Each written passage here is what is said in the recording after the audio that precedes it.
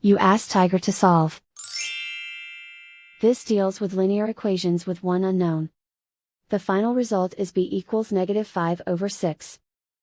Let's solve it step by step. Isolate the b. Multiply both sides by b. Expand the parentheses. Simplify the arithmetic. Group all b terms on the left side of the equation.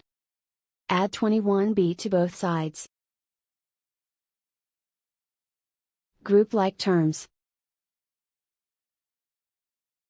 Simplify the arithmetic.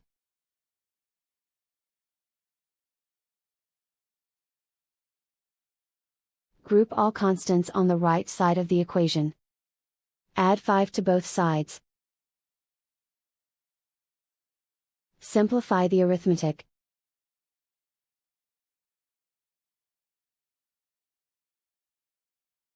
Isolate the b. Divide both sides by -6.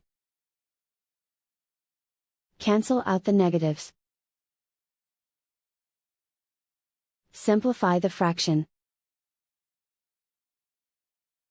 Move the negative sign from the denominator to the numerator.